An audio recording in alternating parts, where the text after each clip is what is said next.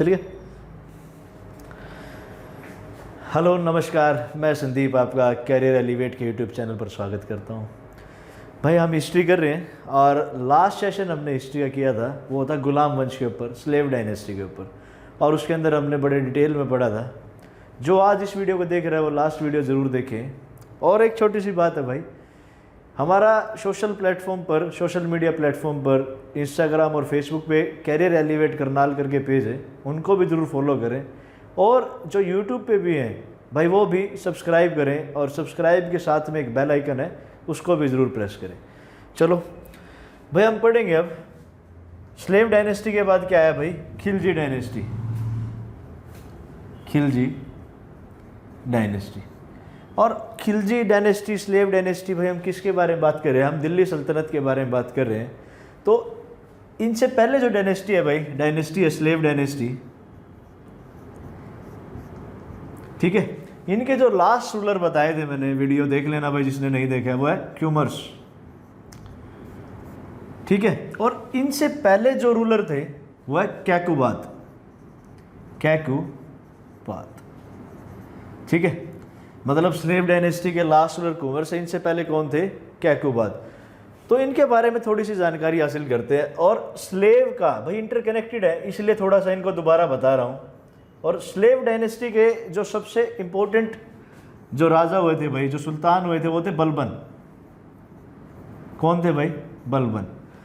और जो खिलजी वंश है उसका सीधा सीधा संबंध बलबन से स्टार्ट होता है। जैसे कि एक जलालुद्दीन खिलजी करके एक व्यक्ति हैं, जो कहाँ से थे भाई? खिलजी वंश की स्थापना करेंगे, वो बलबन के टाइम की बात है।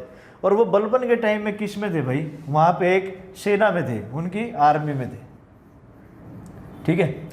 और मैं आपको एक बात बताऊंगा, जब स्लेव डायनेस्टी थी, गुलाम वंश था या खिलजी रहे हैं, दिल्ली सल्तनत में मंगोल्स का आक्रमण भारत पर बार बार होता रहा, ठीक है।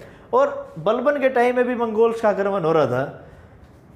तो बलबन के साथ जिस व्यक्ति ने मतलब अच्छा योगदान किया था, उनका नाम है जलालुद्दीन खिलजी, जलालुद्दीन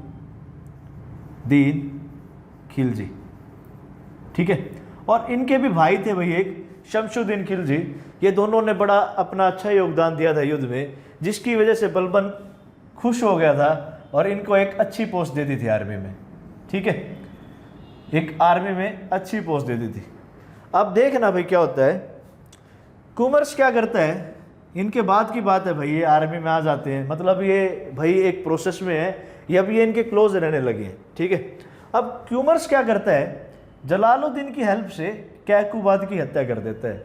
दोबारा सुनना भाई क्या होगा, जो स्लेव डायनेस्टी के सेकंड लास्ट रूलर है कैकुबाद, उसके साथ क्या होता है, जो क्यूमर्स जो नेक्स्ट सुल्तान बनता है, वो कैसे बनता है? वो कैकुबाद की हत्या करवा देता है। किसकी हेल्प से? जलालुद्दीन खिलजी की हेल्प से, ठीक है। और नेक्स्ट सुल्तान कौन बनता है? क्यूमर्स। समझना भाई, जलालुद्दीन क्यूमर्स दोनों मिलके किसको मार देते हैं? कैकुबाद को।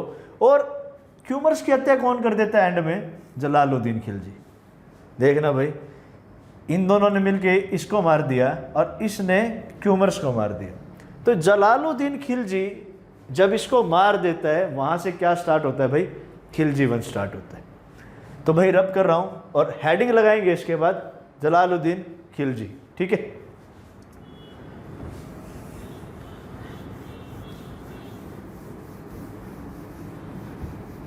जलालुद्दीन खिलजी भाई, जैसे मैं बताता आया हूँ, कोई ना कोई जो डायनेस्टी होती है, जो वंश होता है, उसका कोई ना कोई फाउंडर होता है। तो खिलजी का फाउंडर कौन है भाई? खिलजी डायनेस्टी का फाउंडर है जलालुद्दीन, जलालुद्दीन खिलजी। मैंने बताया भाई ये सेना में शामिल हो जाता है और वहाँ पे बहुत अच्छी परफॉर्मेंस रहती है और इनको प्रमोशन मिलती रहती है। तो जलालुद्दीन खिलजी क्या था भाई? एक ऑफिसर था। कहाँ पे? मामलुक डायनेस्टी में ऑफिसर था। कौन सी डायनेस्टी में? मामलुक। भाई जिसको मामलुक डायनेस्टी नहीं समझ में आई है, वो लास्ट वीडियो जरूर देखना, मैंने एक्सप्लेन किया है। यहाँ पे भी बता रहा हूँ भाई एक बार। मामलुक का मतलब होता है भाई गुलामों की संतान। किसकी संतान भाई? गुलामों की संतान। और डिटेल में समझना तो भाई लास्ट वीडियो जरूर देखें, ठीक है। जो जलालुद्दीन खिलजी क्या है भाई? ऑफिसर ऑफ मामलुक डायनेस्टी, ठीक है। और बताएंगे जलालुद्दीन का असली नाम क्या था भाई? वो नाम है फिरोज। क्या नाम है? फिरोज। ठीक है, अब आगे चलेंगे। जब जलालुद्दीन खिलजी वंश की स्थापना करता है, बड़ा अच्छा पॉइंट है, समझना भाई। जलालुद्दीन जब खिलजी वंश की स्थापना करता है तो इसकी एज कितनी थी?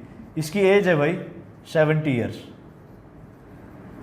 भाई ये 70 ईयर्स में जाके राजा बना था। अब देखना भाई, जब इतनी एज में इंसान हो जाता है तो उसको पैसे का लालच नहीं रहता। इसको क्या था? ये जेनरस था भाई। और जेनरस भी किस किस के लिए था भाई? ये सिर्फ मुस्लिम्स के लिए जेनरस था। बड़ा जेनरस पर्सन बन गया था भाई ये। बट था किसके लिए? मुस्लिम्स के लिए। हिंदुओं के लिए जेनरस नहीं था। समझना इस बात को भाई। ये बड़ा शांत किस्म का स्वभाव हो गया था इसका 70 साल की उम्र में जब ये राजा बनता है। इसके खिलाफ काफ़ी षड्यंत्र करते हैं इसके आसपास के लोग, और ये सबको माफ़ करता रहता है। मतलब इसको मारने तक का भी प्रयत्न किया गया है, पर जलालुद्दीन खिलजी उनको भी माफ़ कर देता है। बट जो इसके टाइम में, जो इसके कोर्ट में होते हैं, ठीक है, मतलब नोबल्स कहते हैं भाई उनको, जो भी विद्वान होते हैं, जो भी इसका मंत्री परिषद था, वो इनकी इन हरकतों से खुश नहीं था। किसकी हरकतों से खुश नहीं था भाई? वो जलालुद्दीन खिलजी की जो माफ़ करने की प्रवृत्ति आ गई थी, वो उससे ये लोग खुश नहीं थे। समझना इस चीज़ को, क्योंकि भाई पहले क्या था, डर की राजनीति होती थी। मतलब अगर कोई आपके खिलाफ षड्यंत्र कर रहा है, कोई भी सोच रहा है, तो राजा क्या करता था, सुल्तान क्या करता था, उनको मरवा देता था। बट ये क्या करने लगा भाई? माफ़ कर देता था। ठीक है, आगे चलेंगे। अब भाई मैं बता रहा हूँ इनके टाइम में क्या हो रहा था। इनसे पहले भी जब स्लेव डायनेस्टी थी, मंगोल्स का अटैक हो रहा था, तो जलालुद्दीन खिलजी के ऊपर भी क्या होता है? मंगोल्स का अटैक होता है। लिखेंगे भाई, मंगोल्स अटैक। और एक चीज़ है भाई, पद्मावत मूवी है, आप सब ने देखी होगी, जिसके अंदर रणवीर सिंह है, शाहिद कपूर और दीपिका पादुकोण है। तो इनके बाद जो कैरेक्टर आता है अलाउद्दीन खिलजी, जो बड़ा इंपॉर्टेंट कैरेक्टर है खिलजी वंश का, वो इसके अंदर हम पढ़ेंगे। तो जिसने मूवी देखी है भाई, वो बड़े डिटेल में समझेगा। भाई स्टार्टिंग में जब मूवी स्टार्ट होती है तो मंगोल्स का अटैक होता है और अलाउद्दीन खिलजी जाता है भाई। जलालुद्दीन तो देखो 70 साल का, ये तो लड़ नहीं सकता था। ये किसको भेज देता है? अपने भतीजे को, जिनका नाम क्या है? अलाउद्दीन खिलजी। अलाउद्दीन खिलजी। और अलाउद्दीन खिलजी क्या करता है भाई? मंगोल्स को हरा देता है। समझना भाई इसके बाद। और जलालुद्दीन खिलजी भी क्या करता है भाई? अपना आगे जो राज्य है उसको एक्सपेंड करना चाहता है, और एक्सपेंड करने के लिए अलाउद्दीन खिलजी को कहाँ पे आक्रमण करने के लिए बोल देता है भाई? साउथ के अंदर एक डायनेस्टी है भाई, देवगिरी के अंदर जगह है भाई, वो लिखेंगे देवगिरी। देवगिरी एक जगह है, और वहाँ के राजा है भाई रामचंद्र। देवगिरी के जो राजा थे उनका नाम है रामचंद्र। और एक बड़ी ही संपन्न डायनेस्टी थी भाई इनकी, मतलब एक बहुत अच्छा राज कर रहे थे भाई, बहुत ज़्यादा पैसा था, वेल्थ था इनके पास। और अलाउद्दीन खिलजी अटैक कर देता है कहाँ पे? देवगिरी के ऊपर। ठीक है, समझना भाई स्टोरी। ये देवगिरी के ऊपर अटैक कर देता है और रामचंद्र को हरा देता है। देखना भाई, पहले फोर्ट होते थे, किले कहते हैं, मान लो ये फोर्ट है, और किसी भी किले में प्रवेश करना आसान नहीं था। समझना इस चीज़ को, किसी भी किले में प्रवेश करना आसान नहीं था। बट ये जो अलाउद्दीन खिलजी है ना भाई, बड़ा एक युद्ध विशेषज्ञ था, बड़े इसकी जो सोचने की क्षमता थी बड़ी अच्छी थी। ये क्या करता है, जब ये देवगिरी पे आक्रमण करता है तो ये 8000,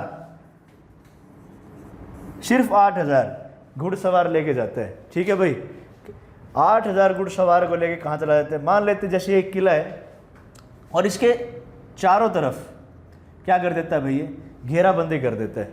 अब समझना भाई क्या होगा, राजा और उसकी प्रजा इस किले के अंदर है।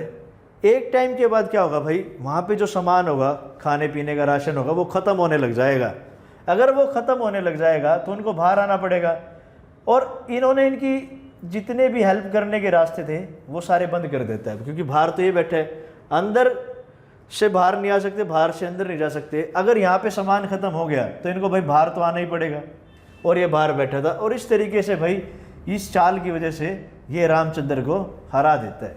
ठीक है भाई, तो देवगिरी पर आक्रमण करता है भाई कौन? अलाउद्दीन खिलजी। किसके कहने पे करता है? और जलालुद्दीन खिलजी के कहने पे करता है।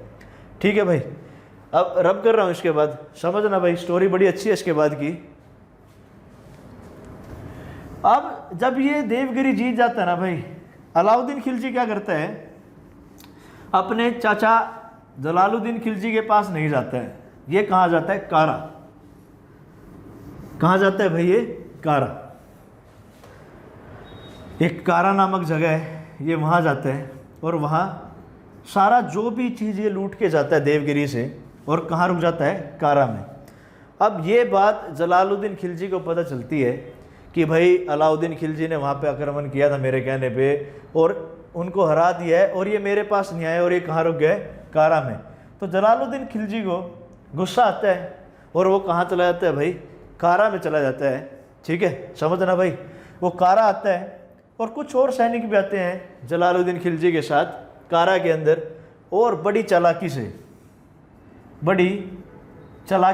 अलाउद्दीन क्या करता है भाई, जलालुद्दीन की हत्या कर देता है। ठीक है, समझना भाई, कारा के अंदर देवगिरी से जब वो लूट के आए तो ये कहाँ चले गए भाई, कारा के अंदर। अभी ये कारा के अंदर जब पता है कि अलाउद्दीन कारा में है, तो जलालुद्दीन आता है अलाउद्दीन से पूछने कि आप मेरे पास क्यों नहीं आए भाई, जीत के जो सामान है वो मुझे गिफ्ट करते। पहले यही होता था भाई, जो भी जीतता था उसको राजा को गिफ्ट करना पड़ता था। अब अलाउद्दीन क्या करता है, जलालुद्दीन की हत्या कर देता है और इसके साथ जो भी व्यक्ति थे उनको भी मार देता है। और मूवी में जिसने देखा होगा भाई वो रिलेट कर पा रहा होगा, भाला लेता है, भाले के ऊपर इसकी गर्दन लटकाता है और सारे साम्राज्य में घूम जाता है। ठीक है, और इस तरीके से खिलजी वंश का जो नया शासक है वो कौन बनता है, अलाउद्दीन खिलजी। समझना भाई इस बात को, अलाउद्दीन खिलजी जो इसका भतीजा है वो अपने चाचा की हत्या कर देता है, और अलाउद्दीन खिलजी वंश का नया सुल्तान बनता है। ठीक है भाई, अब इसके बाद हेडिंग लगाएंगे भाई, अलाउद्दीन खिलजी, रब कर रहा हूँ भाई, हेडिंग लगाएंगे इसके बाद अलाउद्दीन खिलजी।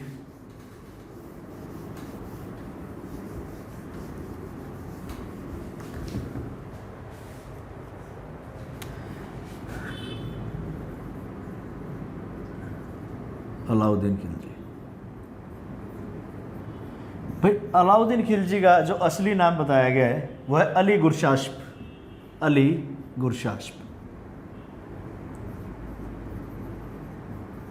ठीक है, और अलाउद्दीन खिलजी जब राजा बनता है तो ये किसके साथ शादी होती है भाई इसकी, जो इसका चाचा जिसकी इसने हत्या की है जलालुद्दीन खिलजी, उन्हीं की लड़की नूरजहां से क्या कर लेता है भाई, शादी कर लेता है। ठीक है, और नूरजहां को भाई क्या बोला गया है कई जगह, मलिका ए जहां। ठीक है भाई, अलाउद्दीन खिलजी का असली नाम क्या है, ओरिजिनल नेम अली गुरशास्प, और किसके साथ शादी करता है, नूरजहान के साथ। और नूरजहान कौन है भाई, जलालुद्दीन खिलजी की लड़की। ठीक है, अब अलाउद्दीन खिलजी के बारे में बात करेंगे भाई। अलाउद्दीन खिलजी बड़ा ही एक इम्प्रेसिव सुल्तान रहा है, इसने अपने साम्राज्य को बहुत बड़े लेवल पे लेके गया है अलाउद्दीन खिलजी। समझना भाई, इसने साउथ पर भी आक्रमण किया, नॉर्थ में भी आक्रमण किया, और जहाँ पे भी इसने आक्रमण किया वहाँ पे इसने जीत हासिल की। तो नेक्स्ट हेडिंग जो लगाएंगे वो लगाएंगे भाई, अलाउद्दीन खिलजी ने जहाँ जहाँ पे एक्सपेंशन किया। तो पहले लिखेंगे नॉर्थ के बारे में थोड़ी जानकारी लेंगे कि नॉर्थ में इसने कहाँ कहाँ एक्सपेंड किया, उसके बाद मैं कुछ साउथ की जगह बताऊँगा जहाँ पे इसने एक्सपेंड किया। ठीक है, तो हेडिंग लगाएंगे इसके बाद एक्सपेंशन, नीचे लिख देता हूँ भाई, एक्सपेंशन।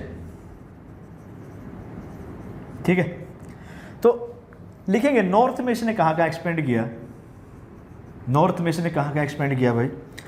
पहला था गुजरात, जैसलमेर,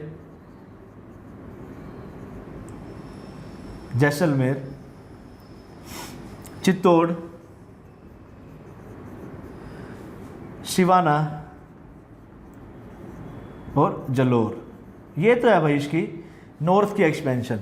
अब समझना, चित्तौड़ के बारे में थोड़ी जानकारी हासिल करते हैं भाई। आपने पद्मावत मूवी का भाई जिक्र हो रहा है बार बार, पद्मावत। ठीक है, और पद्मावत में जो कैरेक्टर है भाई शाहिद कपूर, उन्होंने किस राजा को प्ले किया है? वह है राजा रतन सिंह। क्या नाम है उनका भाई? रतन सिंह। तो चित्तौड़ में किसका राज था भाई?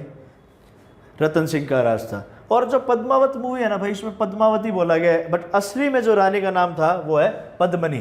क्या नाम है? पद्मनी। और ये जो पद्मावत है ना भाई, ये जो किताब है ये किसने लिखी है? लिख देख लेना भाई, ये लिखी है मलिक मोहम्मद जैसी ने। मलिक मोहम्मद जैसी, मलिक मोहम्मद जैसी ने किताब लिखी है पद्मावत। और अब समझना भाई, यहाँ पे जिसने मूवी देखी है वो समझेगा इस चीज़ को। भाई शाहिद कपूर ने ये रोल किया है रतन सिंह का, और इनकी वाइफ थी भाई पद्मावती, जो रोल किया है भाई इसमें दीपिका पादुकोण ने। ठीक है। और कहते हैं कि भाई असली में रानी पद्मिनी बहुत ज़्यादा खूबसूरत थी, जिसकी वजह से अलाउद्दीन खिलजी ने यहाँ पे अटैक किया। ठीक है। अब आगे चलेंगे भाई, ये तो था इसकी नॉर्थ की एक्सपेंशन। यहाँ पे लिखेंगे भाई साउथ की, कि इसने साउथ में कहाँ का एक्सपेंड किया। पहला तो भाई देवगिरी, क्या है? देवगिरी। दूसरा है होयशाला।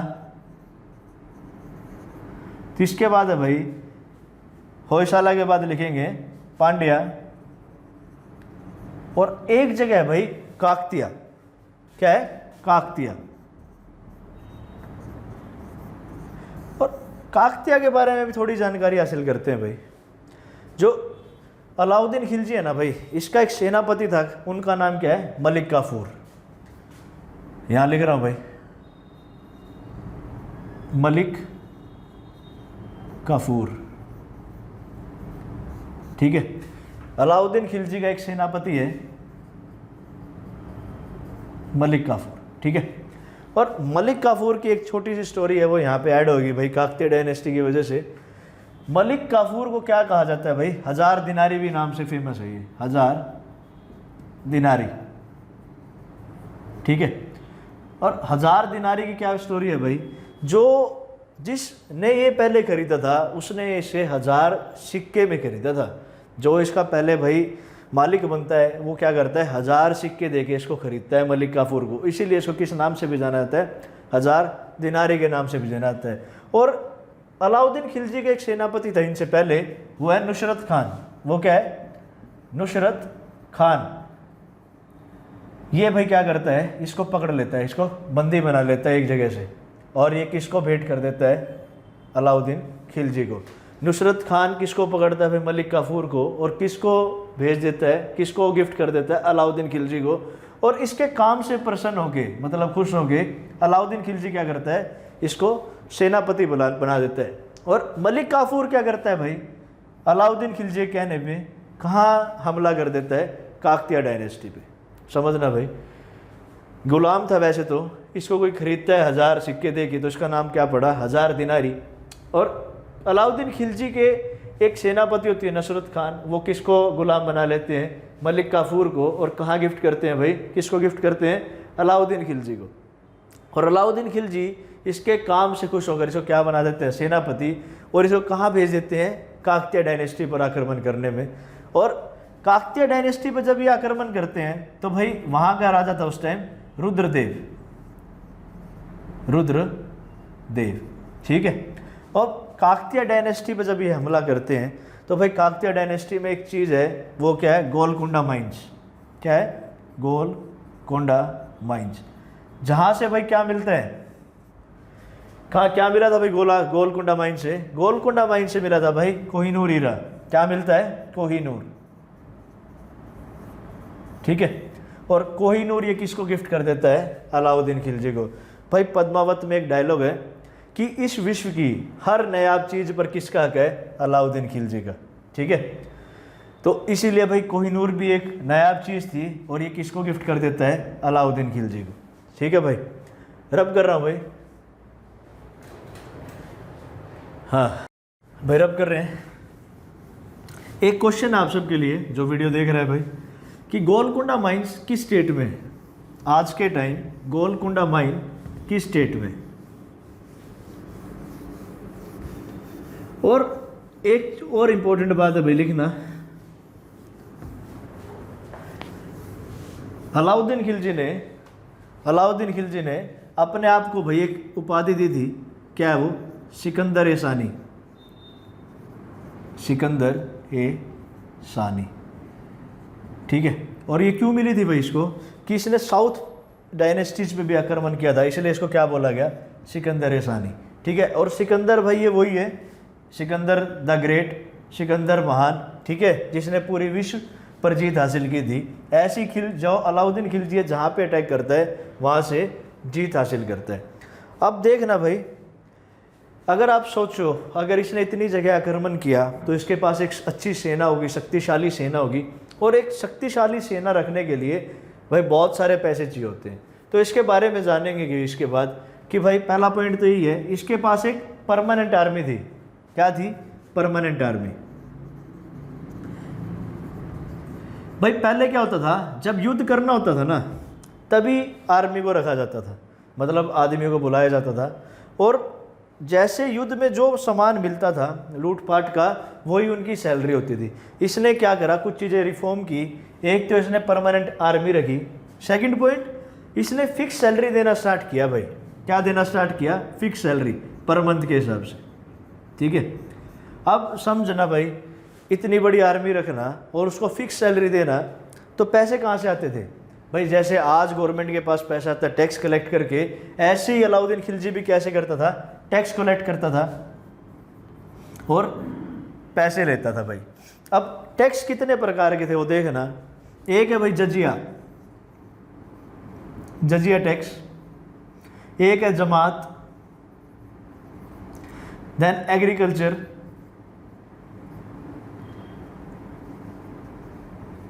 एग्रीकल्चर, एक सेकेंड, एग्रीकल्चर, जजिया टैक्स, जमात tax, agriculture tax, grazing tax, और कौन सा था, जजिया टैक्स, जमात tax, agriculture tax, grazing tax, irrigation tax, ठीक है। और समझना भाई इस बारे में, अब जजिया जो टैक्स था वो था नॉन मुस्लिम लोगों के लिए। किसके लिए था, नॉन मुस्लिम के लिए, मतलब हिंदू के लिए भाई, बेसिकली उस टाइम हिंदू ही थे। जो जमात था वो किसके लिए था, मुस्लिम्स के लिए, मुसलमानों के लिए, ठीक है। और इसने भाई कोई भेदभाव नहीं किया, सबको बराबर रखा, सबसे पैसे लिए इसने, ठीक है। एग्रीकल्चर टैक्स समझना भाई, कृषि कर। ग्रेजिंग टैक्स समझना भाई, ये थोड़ा है। ग्रेजिंग टैक्स क्या है, जितने भी आपके दूध देने वाले जो पशु हैं और वो चरते हैं तो उनके लिए भी इसने एक टैक्स रखा। इरिगेशन टैक्स समझना भाई, इरिगेशन का मतलब है सिंचाई, जो भाई पानी नहरों से आप यूज़ कर रहे हो अपने खेतों में खेती के लिए, उसके लिए भी इसने क्या लगा दिया, एक टैक्स लगा दिया। और समझना भाई ये जितने भी टैक्स हैं इनके लिए इसने रिवेन्यू डिपार्टमेंट बनाया था, एक रिवेन्यू डिपार्टमेंट बनाया था, उसको क्या कहते हैं, दीवान ए मुस्तखराज। और इनको क्या कहते हैं भाई, दीवान ए मुस्तख राज। ये एक डिपार्टमेंट बनाया जो इन सब को भाई कंट्रोल कर रहा था। भाई इसने और भी बहुत सारी चीज़ें रिफॉर्म की थी, जैसे ये तो टैक्स का मैंने बता दिया। रब करते हैं भाई,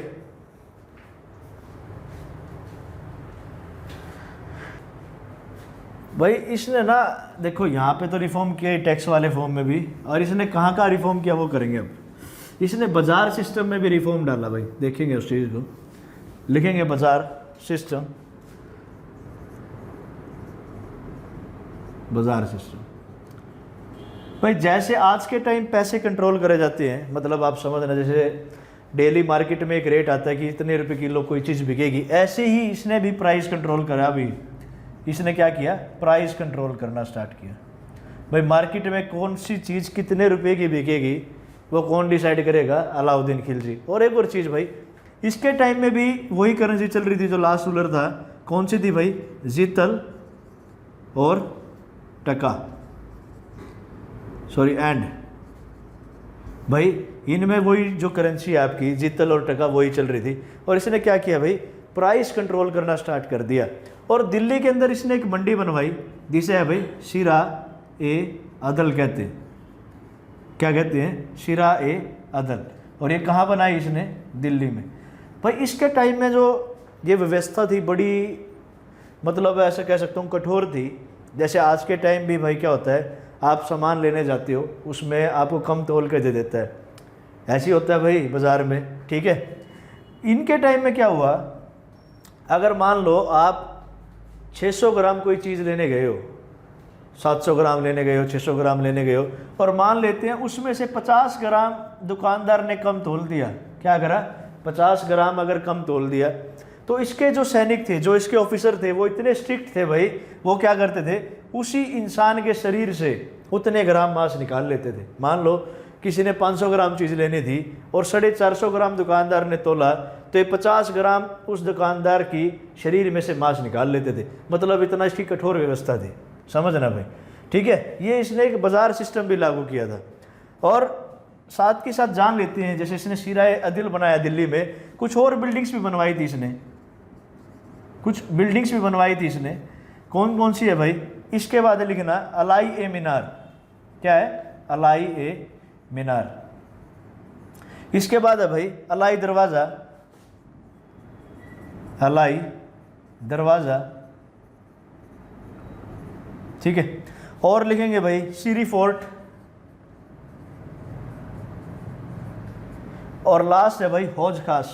दिल्ली में जो रह रहा होगा या उसके आसपास होगा, या आप में से भी कोई लोग गया हो तो उन्हें पता होगा भाई हौज खास है, मेट्रो स्टेशन भी है और बड़ी अच्छी जगह दिल्ली की, ठीक है। और ये सारी जगह कहाँ पे हैं भाई, दिल्ली में।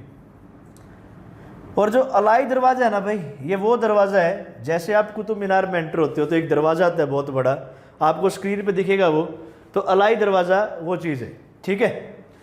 ये और चलेंगे भाई। इसके बाद ये इसकी कुछ बिल्डिंग्स है, सराय दिल जो मंडी है, लिख लेना भाई, ये क्या है, मंडी। और मंडी कहाँ है, दिल्ली में। और 3-4 बिल्डिंग है इसकी, अलाई मीनार, अलाई दरवाज़ा, सीरी फोर्ट और हौज खास, ठीक है। इसके बाद बात करेंगे भाई, मैं रब कर रहा हूँ, एक इसका कोर्ट पॉइंट है वो बड़ा फेमस है, उसके बारे में और करेंगे भाई, एग्जाम पॉइंट ऑफ व्यू से बड़ा इंपॉर्टेंट है। अलाउद्दीन खिलजी का जो कोर्ट पॉइंट है भाई, उसका नाम है आमिर खुसरो। क्या नाम है, आमिर खुसरो, आमिर खुसरो, ठीक है। और ये क्या था भाई, अलाउद्दीन खिलजी का कोर्ट पॉइंट, दरबार कवि, ठीक है। इनका जन्म कहाँ होता है, इनका जन्म होता है भाई, बर्थ यूपी में होती है भाई, उत्तर प्रदेश। और यूपी के कहाँ होती है भाई, काशगंज में, काशगंज में। और इनकी जो डेथ होती है वो कहाँ होती है, दिल्ली में। कहाँ होती है भाई, दिल्ली में। और आमिर खुसरो को एक उपाधि मिली हुई है भाई, वो बड़ी इंपॉर्टेंट एग्जाम में पूछा गया है, तोता ए हिंद की उपाधि, तोता ए हिंद, ठीक है। कि इसको क्या मिली है भाई, उपाधि मिली हुई है। और आमिर खुसरो ने ना भाई, जो आपका ये अलाउद्दीन खिलजी है, इसको क्या बोला है, सुल्तान ए जहां। क्या बोला है, सुल्तान ए जहां। भाई इनका मतलब ये है कि भाई सारे जहान का सुल्तान कौन है, मतलब पूरे वर्ल्ड का सुल्तान कौन है, अलाउद्दीन खिलजी। और आमिर खुसरो कौन था भाई, उनके दरबार में एक कोर्ट पॉइंट था, जिनका जन्म कहाँ होता है, कासगंज, जो कहाँ पड़ता है भाई, यूपी में। डेथ कहाँ होती है, दिल्ली में। और इन्हें क्या मिली हुई थी, तोता ए हिंद की क्या मिली हुई थी भाई, उपाधि मिली हुई थी, ठीक है। और सिकंदर को, सिकंदर मतलब ये जो आपका सुल्तान ए जहान है, ये किसको बोला गया था इसने भाई, अलाउद्दीन को बोला था, अलाउद्दीन को इसने बोला था, ठीक है। इसके बाद और बात करते हैं भाई। देखो जब आखिरी समय था ना भाई अलाउद्दीन खिलजी का, वो बड़ा दुख भरा था, दर्दनायक था। वो बीमार हो जाता है और उसके साथ ना भाई कोई भी साथ नहीं दे रहा है उसका, मतलब उसके आसपास के जितने भी लोग हैं उसका कोई भी नहीं साथ देता है। बस उनके जो सेनापति जो मैंने बताए थे, क्या नाम है उनका भाई, मलिक कफूर, मलिक कफूर, वो उनका साथ देता है कुछ टाइम तक। और 1316 में क्या करता है भाई, इनकी मलिक कफूर ही अलाउद्दीन खिलजी की हत्या कर देता है, ठीक है। 1316 में इनकी डेथ हो जाती है भाई। किसकी? अलाउद्दीन खिलजी की। और कौन मार देता है? इसी का वफादार जो सेनापति था मलिक काफूर। ऐसा नहीं है भाई, पहले इसने इसकी सेवा भी की है, बट आखिरी में तंग होकर ये इसको मार भी देता है। तो इस तरीके से भाई आपका ये जो खिलजी डायनेस्टी है यहाँ पे समाप्त होती है। अब खिलजी के बाद दिल्ली सल्तनत में क्या आता है भाई? इसके बाद आते हैं तुगलक डायनेस्टी। कौन सी डायनेस्टी आती है भाई? तुगलक। और तुगलक के बाद आते हैं भाई सैयद। ठीक है, अब थोड़ा सा बता देता हूँ भाई। जैसे तुगलक वंश की जो स्थापना है वो किसने की है भाई? गयासुद्दीन तुगलक ने। और जो सैयद डायनेस्टी है, वंश है, इनकी स्थापना की है भाई खिज्जर खान ने। और जो तुगलक थे ना भाई, इसके पीछे की एक छोटी सी स्टोरी है, चलो यहाँ पे शेयर कर रहा हूँ मैं आपके साथ। जब भाई खिलजी खत्म हो जाता है ना, खिलजी डायनेस्टी, एक राजा बनता है खुसरो खान करके। कौन सा राजा बनता है भाई? एक लिख रहा हूँ यहाँ पे, खुसरो खान करके। और ये जो खुसरो खान है ना भाई, पहले हिंदू होता है, कन्वर्टेड इस्लाम है, मतलब इस्लाम में कन्वर्ट हो जाता है और ये राजा बन जाता है। और एक गाजी मलिक करके एक व्यक्ति है, गाजी मलिक, गाजी मलिक, ये इसको मार देता है, इसकी हत्या कर देता है और तुगलक डायनेस्टी की स्थापना करता है। और ये गाजी मलिक कोई और नहीं है, ये आपके गयासुद्दीन तुगलक है, जिसका वर्णन भाई कई इतिहासकार गाजी मलिक से करते हैं। और इसने बाद में अपना नाम क्या कर लिया था? गयासुद्दीन तुगलक। ठीक है भाई, इसके बाद जो नेक्स्ट क्लास होगी वो आपको भाई तुगलक डायनेस्टी और सैयद डायनेस्टी के ऊपर मिलेगी। आप तैयारी करते रहो भाई, घर में रहो, सेफ रहो। Thank you.